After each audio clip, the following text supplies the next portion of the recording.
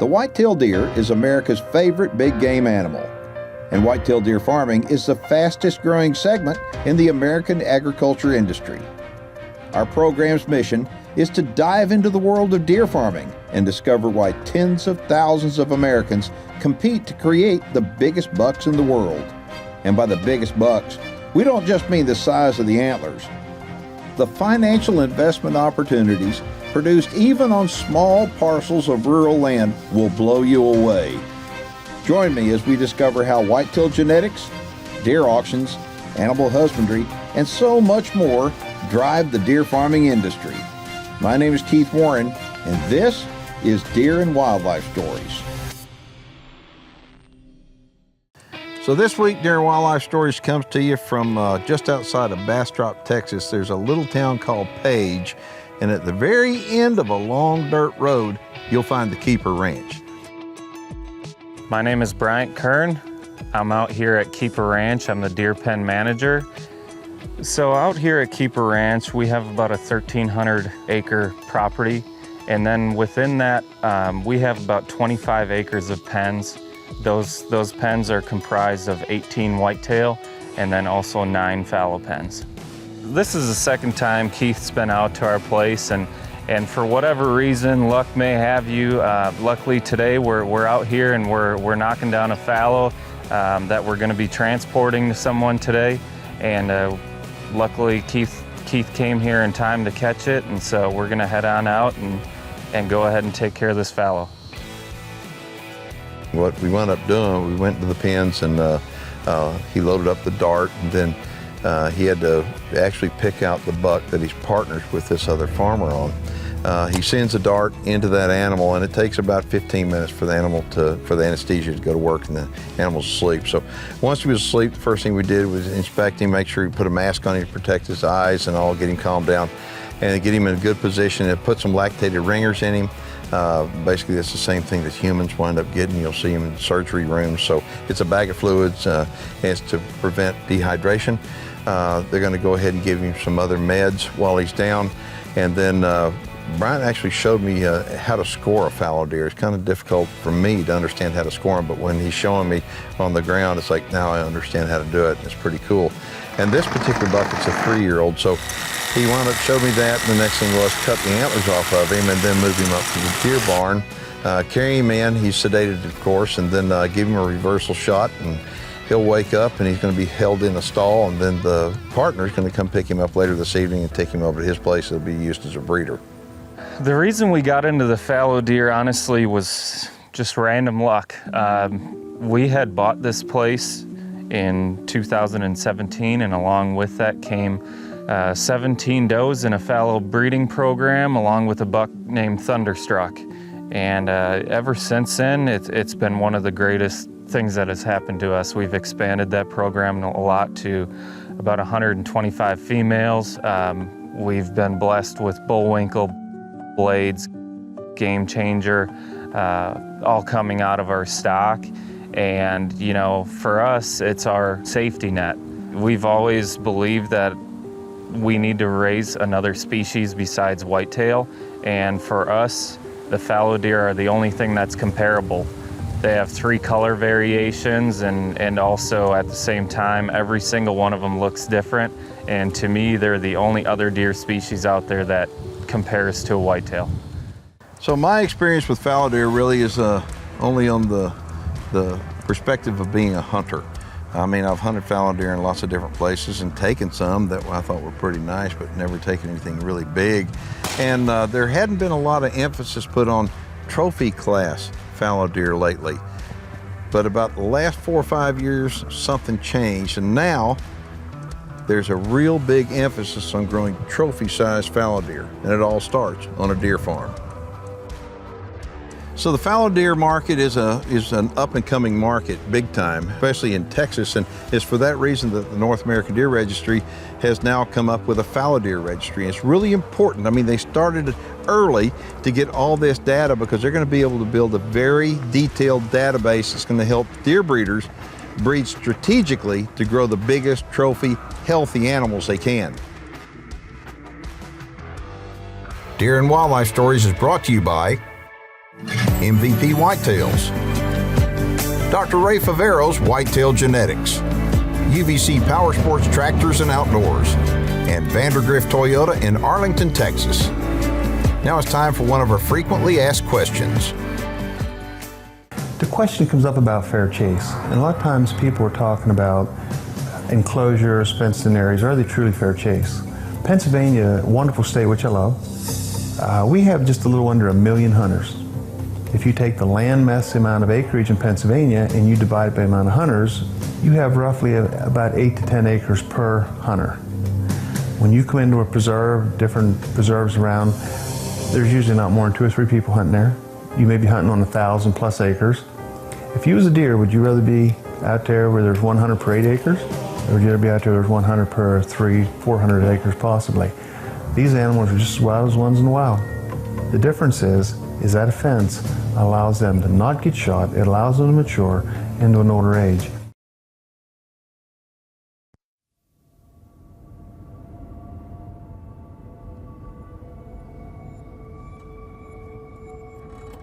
So I can tell immediately from looking at it, you've got a lot more fallow deer this year. And is it because y'all wound up and bought a bunch of them, or did you breed these guys up?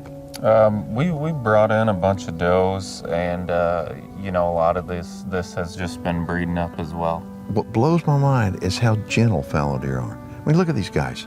When these guys are, I mean, they're gentle. White-tailed deer, for the most part, are skittish and all, but these are gentle. Their demeanor is good, and then they're just calm and hanging out. Yep. That's one thing we love about them. Hardy, calm. Don't ever have to bottle raise, and they'll come within 5 feet of you. And health-wise, let's talk about health issues compared to white-tailed deer. Are they easier to raise than white-tailed deer? 100%. Listen to that. 100%. You never have an issue with them. I've been here 2 years now, and I bet you I've had to knock down 2 or 3. Wow. And that's a good thing. I mean, we all want healthy animals, so clearly they're pretty hardy.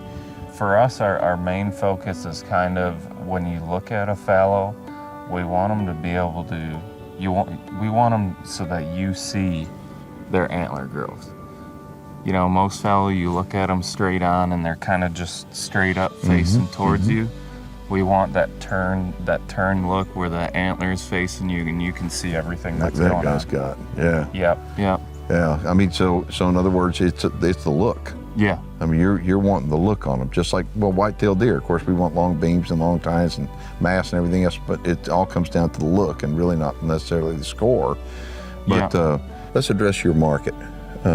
Who's buying fallow deer, why, and where are these going to go?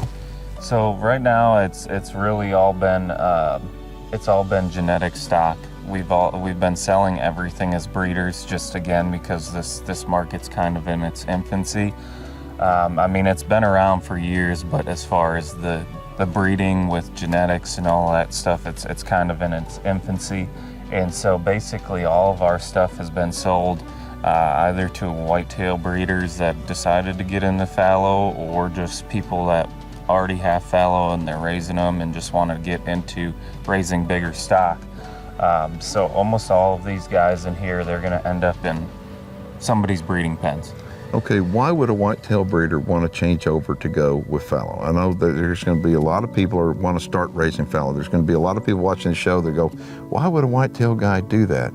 And I mean, I know why, but you need to tell them why. So I think for us, the fallow deer, they're the only ones that are comparable to whitetail, but also don't have Texas parks involved.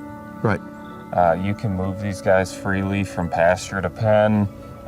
From state to state Yep. for the most part. You know, do anything you want with them, and you don't got to worry about regulations. And not only that, with the color variation and the difference in their antlers, I mean, you can just see it right in this pen. How many bucks have different antlers? Yeah, every one of them looks a different look. Yes. And that's where, you know, we truly feel in the future that at some point in time, you know, Texas Parks just keeps going and going, and at some point in time, that fallow market, it's going to be hot. It's going to be doing great. We're going to start selling bucks out on the ranch based off of score rather than right now where it's just hey, that one's $4,500 and so is that one. Yeah, and see what happened, fallow deer were brought here, golly, a long time ago. And for the most part out in these pastures, these ranches that they propagated and they've done very well and they have to hunt them, a big fallow deer doesn't look like any of these guys. I mean, the reason why is because they haven't pushed the genetics. They just shoot them. Yeah. Okay. And so I look at all the years that I've gone back and I've actually hunted fallow deer. I mean, they're like, there's nothing compared to these guys. And so what's happening is this is in its infancy. Now, 30 years from now or whatever, I think you're going to see deer like these right here on different people's ranches, okay? Yeah. And the reason why is because what's going on places like Keeper Ranch. Okay, so if somebody wants more information, what do they need to do? They need to go ahead and give me a call at 979-213-2282. All right, when we get back from the break, we're going to show some whitetail deer off to you here at the Keeper Ranch. You know, it's kind of funny, 2 years ago when you got hired to come on down here, you had no idea that you're going to be this deeply involved with the fallow. Yeah, no idea at all, no idea. When we get back from the break, we're going to show you what he was supposed to be deeply involved with and still is. Deer and Wildlife Stories is brought to you by Divine Genetics, LE Fence, Record Rack Deer and Elk Feeds, Massey Ferguson Tractors at UVC Power Sports, and by New Dart. Deer and Wildlife Stories will be right back. Closed captioning is brought to you by Advanced Deer Genetics. Okay, so you've got property and you're wanting to build. Maybe a barn dominium, maybe deer facilities, or maybe a badass lodge. Well, you've got to check out Rafter P Construction, the leading design build contractor across the state of Texas. Specializing in quality farm and ranch projects, Rafter P Construction encourages their customers to be very hands-on. Rafter P Construction will be with you every step of the way to make your one-of-a-kind build a reality.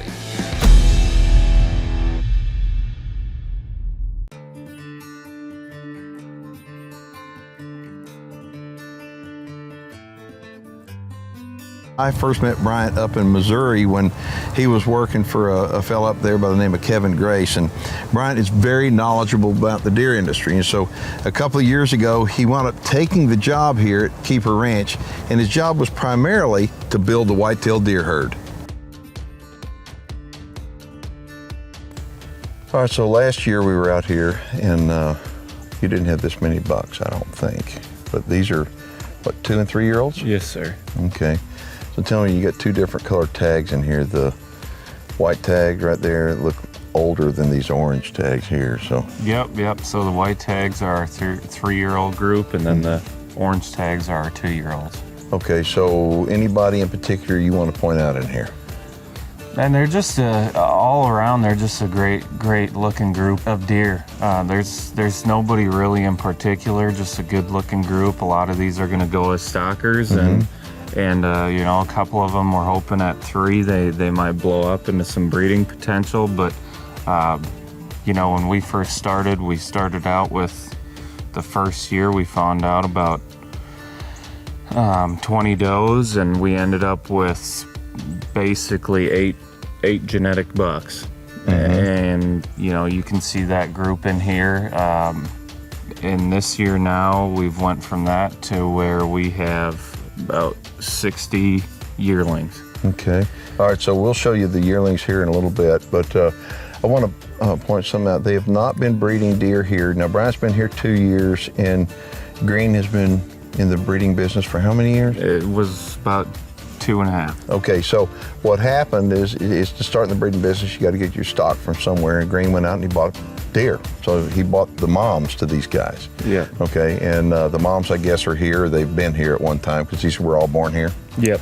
Okay, and so what happens, you got to start somewhere. It's just like we talked about with the fallow registry. You got to start somewhere. Unless you have data to go by, you have no idea what you've got. So he started out, he bought the does, okay, these guys' moms, and they've all got great pedigrees. All of them are in the registry, and they've all got great pedigrees. Yep. But it's like until you breed, you really don't know what you're going to get. Would you agree with that? Yeah. So we, you know, the first year we basically bred everything just based solely off of what we could figure out on paper. And now we've kind of switched gears. Now that we have a good group of yearlings and a group of 2-year-olds, we've switched to say, hey, what fits with this, but also adds the characteristics that we want. You know, if it needs more time length, if it needs more width, what do we need to put on that deer to just make better offspring? Right. So as you start, you need to keep in mind that just because you have this deer on paper looks good and this deer on paper looks good, and you put them together, doesn't mean you're going to get what you want to get. Yep, exactly. I mean, they don't always turn out. It's got to be strategic. You've got to sit here and you've got to look at that and you go, okay, you got to look back far enough in the pedigree, and that's where the registry comes in so handy. But something else just as important is networking with other breeders. Yep. For example, Landmark. We're gonna show you a deer here in a little bit. Landmark. We filmed him every year, and he's a beautiful deer. And he's in the registry, and you can take a look. And when you look in there, you see how many offspring he has. Yeah. Who's been breeding him, and that way, when you network with people and you look down this list, you think, okay, I can call so and so and ask him, what does that deer look like? What did he turn into? Okay, and that way it helps you make the best breeding decision. So it's not just off the paper. You've got to have the paper, but just because you have the paper doesn't mean that you're going to grow what you want to grow. So you've got to make strategic decisions, and networking, I think, is a very important part of it. So, okay, we mentioned Landmark to you. Landmark is in a pen right over there. He's 5 this year? Yep, he's 5 this year. Okay, and I've been hearing from everybody, he's pretty. So let's go see him right now. Deer and Wildlife Stories is brought to you by Maloof Whitetails, the North American Deer Registry, New Dart, and Whitetails of Louisiana. Now some great information on fencing from our friends at LE Fence. Hey guys, it's Ron with LE Fence here, standing in front of one of our big water gaps that we built down here in South Texas. Essentially, you want to build this anytime you've got a water source coming through your property. You want to have this because you want to keep animals in your property in, or animals from coming into your property out. So in order to do that, you got to build a nice support structure, keep your braces out of your main source of water flow, and then you want to go ahead and build your top rail for your water to, or your gate to hinge off of for your water to flow, about 1 foot to 2 feet over that. This is so that when we get a 4 to 11 inch rain, gonna have a lot of water and a lot of debris rushing through here at a very quick pace. If you don't have something that can handle and tolerate that, you're gonna lose your fence line. Then you're gonna lose any animals you got in there, and that's not what we want. So here at LE Fence, we specialize in making water gaps. It's one of the favorite things we get to do. We encounter a lot of fun challenges with it, and with that, we've got many years of experience doing this. So please give us a call. Information's at the bottom of the page. Look forward to hearing from you guys. Yeah, I'm trying to find Landmark though. I mean, he'll be the most bashful one for sure. Yeah. Yeah, we're lucky to get the cloud cover for doggone sure. And I mean, I'm proud of you, what you've done in this pen. I mean, look at this. This is good. Yeah. I mean, these guys, we're going to show you a buck. Landmark is in here somewhere, but these are yearlings. And you know, the deal is when you start breeding deer and you start, you try to figure out, everybody wants to know immediately kind of, how's it look? You don't know for 2 years. Yeah. I mean, so literally breeding decisions are made by deer breeders like looking 2 years in advance. So this is your really first crop of yearling bucks based upon the breedings that we did, that strategically were made. Yes, correct. Okay. Well, there's some really pretty deer in here, and I know Landmark, there he is. Right there. Wow. Yeah, he's a pretty sucker, isn't he? He is as pretty as everybody said. Every farm I've been going to so far this year has been saying, wait till you see Landmark, wait till you see Landmark, and now I know why. I mean, that's the look of a deer. Yeah. That really is, that's the way a deer is supposed to look. I mean, now that deer, you know, we talk about partnerships all the time on the show, and how people are getting in the industry. People that are already in the industry are making partners on deer. And Landmark, you've actually got a partner on Landmark. Tell everybody about it. Yep. So Cole Wolf gave us a call about 2 years ago, and at the time he was partnered with Gary. Mm-hmm. And you know, Gary just decided he wanted to get out of it, and Cole called us and said, hey, you want to partner on Landmark? 100%. Hey, let's bring him to our farm and let's start rolling. And we filmed him last year here. Yep. And it's been a great partnership. You know, and Landmark's he's just now finally showing his 2-year-olds, the production of his 2-year-olds. Yep. And we got a really awesome looking group. Well, he's starting to get proven now. Yes. Okay, so we can look in the registry and we can see how many offspring he's got and who all's been breeding him and all, and we can take a look at these yearlings in here, some of them out of him? Yep. Okay. Well, I mean, you've got some really nice yearling bucks. I mean, there's nothing wrong with these guys. I mean, they're pretty. I mean, some of these guys are really nice and framey. Yeah, no, we're really proud of them for, again, our first big group here. We really can't ask for more. Okay, so let's address something right quick. There's talk in the industry that y'all are moving, okay? And this show is actually being filmed in the early September, okay, of 2020, and this show will air in 2021. To let you know that if you want to come see any of the deer that Keeper Ranch has got, you're not going to be coming here. Yep. Where are they going to be going? We're moving to Bryant, Texas. Okay. And tell them why. You know, my owner's family roots and where he kind of grew up, and as soon as he found the property, he fell in love with it, and so that's where the move kind of all came about. Man, I'll tell you what, y'all have to come out and you have to see these deer, but you're going to be going to Bryant, Texas. Right now, this facility is in Page, Texas. Okay, and Page is just outside of Bastrop a little bit. But so Bryant, Texas is actually Central Texas. Thank you for having us out. Thank you, Keith. And I mean, this is, like I said, the second year that we've been out here.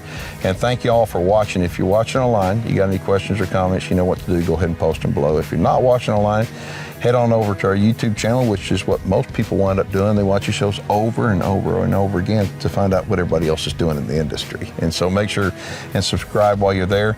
I'm Keith Warren, and we'll see you next time. Hey there. Make sure and subscribe to the Deer Farming channel by hitting the subscribe button right now. Brought to you by Rafter Construction, the leading design build contractor in North Texas for farms and ranches. Go to rafterpconstruction.com for your dream build.